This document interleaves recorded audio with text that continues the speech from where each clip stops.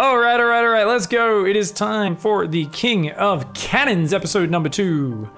And of course, very high GM Terran player down here in the bottom right-hand side of Kairos Junction. It's Satorx. Satorx, I feel bad for because he's such a good Terran player, but I'm pretty sure it was Satorx who I nuked the crap out of like a couple months back, where I nuked him like 5 times in one game. And like, I'm just like, he's such a good player, but perhaps falls victim to those slightly odd strategies a little bit more than he should. Up here at the top left-hand side, the King of Cannons himself, representing Quasar, it is a printf.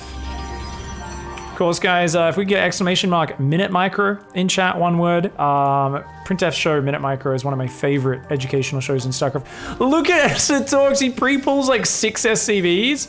The trauma, oh my lord, the trauma. He's like, I will kill this probe. Printf has to leave. He can't force his way in here. Yeah. He's gonna try and get the second probe up, but that probe is taking too many hits. It's almost certainly dead. He's got to be real careful. Looks like he's going to cage up this side. Ooh, that probe's going to get out, actually. Good micro by printf, keeping that one alive. And actually, he's not going for the cage. He's really got to cage this. There we go, he does cage it. Just at the last second. Those drilly boys over there, though, they did double team that probe. And here we go. Cannon's going to go down there. Now he's going to try and cancel this and then replace it. Very nicely done there by printf. Still only one probe on this side of the map. And remember, guys, there's no probing behind this. When printf cannon rushes against Terran, it is a very, very committed affair. If you guys remember back to the videos he did with me explaining how this cannon rush works, he said you do not go past 16 probes and you do just put everything into getting those cannons up and messing up your opponent. Right now, he'd be loving to drop more cannons, but these drilly boys doing a very good job of zoning him out. And the Marine on the high ground going to start to work on that cannons. We need more cannons down here. Or is he just going to fall back? He's going to fall back. Okay, he's going to give up that position. Or at least, oh, Satorx gets in the bunker barely. And that probe does fall back. Now, these 4 drilly boys are actually out here on the other side of the map. Oh, he's going to pull more down.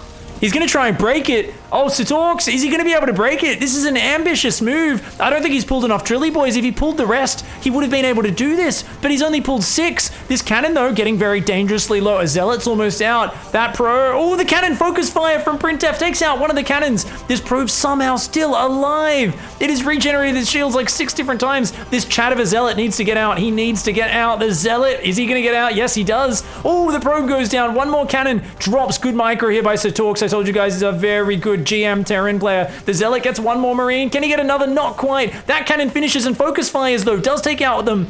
And only one Marine left on red hit points. That cannon's going to go up. He's going to try and depower the gateway, but that pylon's depowering it as well. Wrong pylon. Focus that one. You can depower the cannon. Oh, Satorx is going to let him get this position. He's not going to be able to get rid of that. That Zealot's going to be able to chase off those Marines. Satorx here with a very ambitious defense, but I think he pulled too many drilly boys too late. Just a little bit too slow on the defense, and he was not able to do it. Thank you so much, Stone Star, for the big, generous 10 gifted subs there in chat. Welcome to the Pigsty, friends. Thank you very much. Slide on in, eat some mud, make fun of people that put pineapple on their pizza, and of course, remember, bacon is the tastiest, the best, the highest quality of vegetables. Thanks for hanging out, guys. Right now, Satorx actually with some amazing micro. I told you, this is a very high GM player. And printf himself, of course, high in GM as well, but I would say normally maybe a little bit lower ranked than Satorx. It's going to be a real tough match. So many Marines coming out. Second barracks is here. Oh, 23 supply block, though, for Satorx. Depot only now finishing. Command center only now starting. Have we got a transition underway? Yeah, that's a robo going down here. So printf wants to set up this robo position, wants to siege him down. A few cannons going down there. So it's another cannon, another battery, a Zealot. And he's going to try and get up a siege position. Remember, guys, printf's entire philosophy behind cannon rush is one base or die trying. If you are expanding, you've done it wrong. Instead, you should have just been tighter with your cannon rush. Printf does this every game. He doesn't hide his identity. He basically just says, look, I'm going to kill my opponents on one base, and I know every detail of how to do that. Why go to a longer game and try to forgive myself for sloppy mistakes in the early game when instead I can build 2 goddamn thingamajigs right there. We've got double music on. That's why the audio is sounding so bloody disgusting right now. Sorry about that, guys. Whoops, I didn't mean to do that. Yeah, we actually have in-game music on very softly in the background, so let's get rid of the double music there. As much as we love the Endless Space soundtrack, printf here with the zealot there. He's going to build immortals. Now, do you reckon you go disruptors behind this, guys? Try and siege up the high ground? I don't know if you guys know this, but disruptors can actually outrange siege tanks while sieged up by half a range, just a sliver of range. So you can actually shoot them. Obviously, if they're hiding around terrain, you can't really get up there, but in a straight line, you can manage to do it. So we'll see how it goes. First siege tank only now starting. There's a bunker on the high ground, 2 barracks up. I mean, definitely economic advantage to Satorks.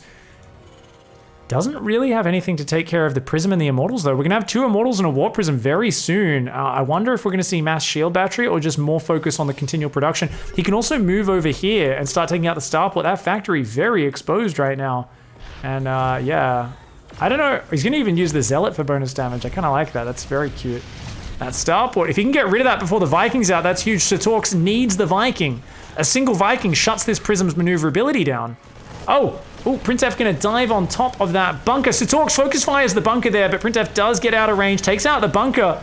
Oh, and he's starting to take out some of those Marines. That tank, though, definitely creating a very dangerous area.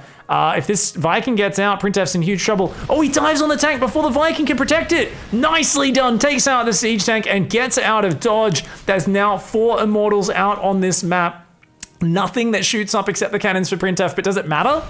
Does it even matter? I mean, there's a lot of Marines, but without a siege tank, without bunkers, they're going to be losing units every single fight. Okay, a siege tank's out. That's going to be big, and that does start pushing back, but he just dives! Absolute psychopath, just dives forward, clicks on the tank, saves the Immortals with the Prism. Oh my god. You guys have seen me in this exact same position.